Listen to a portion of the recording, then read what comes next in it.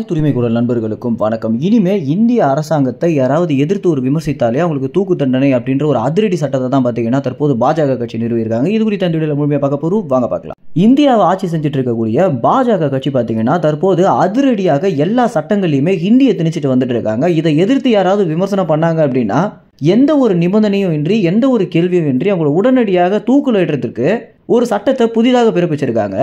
அதாவது ஒரு மீமாகவோ அல்லது ட்விட்டரில் தன்னுடைய பதிவாகவோ எந்த வகையில் இந்தியாவையோ அல்லது பாஜகவையோ விமர்சனம் பண்ணாலோ பாரதிய நியாய சங்கீதா அப்படின்ற ஒரு சட்டத்தின் கீழே, அதாவது 124A அப்படின்ற ஒரு சட்டத்தின் கீழே தேச விரோதி அப்படின்றதுனால தூக்கு தண்டனை இடுறதுக்கு தயாராக இருக்காங்க அரசாங்கம் அப்படின்றத பாஜக அரசு பார்த்தீங்கன்னா இந்த ஒரு சட்டத்தை பிறப்பிச்சிருக்காங்க. ஏற்கனவே 124A அப்படின்ற ஒரு பிரிவையே தூக்கணும் அப்படின்னு உச்சநீதிமன்றம் சொல்லியிருக்க நிலையில் இந்த ஒரு செக்ஷனில் ஒரு சில மாற்றத்தை ஏற்படுத்தி, அதாவது புதிதாக இதுக்கு என்ன பெயர் சூட்டியிருக்காங்க அப்படின்னா பாரதிய நியாய சங்கீதா அப்படின்னு பெயர் சூட்டியிருக்காங்க.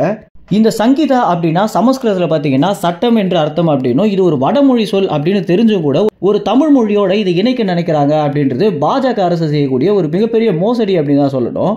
ஹிந்தி திணிப்பு எல்லா இடங்கள்லையுமே போகி தற்போது தமிழ்நாட்டு சட்டத்துக்குள்ளேயே வருது அப்படின்றது தமிழ்நாட்டு மக்களை அதிக அளவில் கொதிப்படிய வைக்கும் அப்படின்ற காரணத்தினால இனிமேல் இந்த இந்திய அரசை யாராவது விமர்சனம் பண்ணால் தூக்கு தண்டனை அப்படின்ற ஒரு மிகப்பெரிய மிரட்டலை தான் பார்த்தீங்கன்னா தற்போது பாஜக அரசு தமிழ்நாட்டு மக்களுக்கு கொடுத்துருக்காங்க. இந்தியாவையே இவங்க ஆட்சி செஞ்சுட்டு இருக்கும்போது தமிழ்நாட்டு மட்டுமே குறி வச்சு இவங்க பண்ணக்கூடிய விஷயங்கள் அப்படின்றது தமிழ்நாட்டில் இருக்கக்கூடிய வளங்களை இவங்க நேரடியாக சுரண்ட நினைக்கிறாங்க அப்படின்னு அனைவருக்குமே ஏற்கனவே தெரிஞ்சிருந்தாலும் தமிழ்நாட்டில் தாமரையே மலர மாட்டேங்குது அப்படின்ற ஒரு காரணத்தினால தமிழ்நாட்டில் இருக்கக்கூடிய வட மாநில நபர்களுக்கு ஓட்டுரிமை கொடுத்து அவங்களுக்கு ஏற்ற மாதிரி தமிழ்நாட்டை மாற்றிட்டு வந்துட்டு இருக்காங்க அப்படின்றது தான் இந்த ஒரு சட்டத்தின் மூலம் நமக்கு தெரிய வரக்கூடிய தகவலாக இருக்கு. இனிமேலும் தமிழ்நாட்டு மக்களை நம்பி பிரயோஜனம் இல்லை, அவங்க ஒருபோதும் நமக்கு வாக்கு செலுத்த மாட்டாங்க அப்படின்ற காரணத்தினால இந்த தமிழ்நாடை பார்த்தீங்கன்னா கிட்டத்தட்ட வட மாநில நபர்கள் வாழும் ஒரு கூடாரமாகவே தமிழ்நாடை மாற்றிட்டு வந்துட்டு இருக்காங்க. அது மட்டும் இல்லாமல் இவங்களுக்கு ஓட்டுரிமை கொடுத்து நம்மளுடைய ஜனத்தொகையில் கிட்டத்தட்ட 7 மடங்கு பார்த்தீங்கன்னா வெறும் வட மாநில நபர்கள் இருக்காங்க அப்படின்றது தெரிய வந்திருக்கு.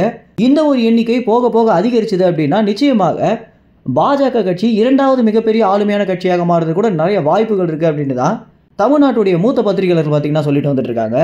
இந்த மாதிரி தமிழ்நாட்டை குறி வச்சு தாக்கக்கூடிய பாஜக கட்சி குறித்து என்ன நினைக்கிறீங்க அப்படின்னா அதை மீறி நம்ம கேள்வி கேட்டால் தூக்கு தண்டனை அப்படின்ற ஒரு சட்டத்தை பிறப்பிச்சிருக்கிறது குறித்து என்ன நினைக்கிறீங்க அப்படின்றத உங்க கமெண்ட்ஸ்ல தெரிவிங்க. நன்றி, வணக்கம்.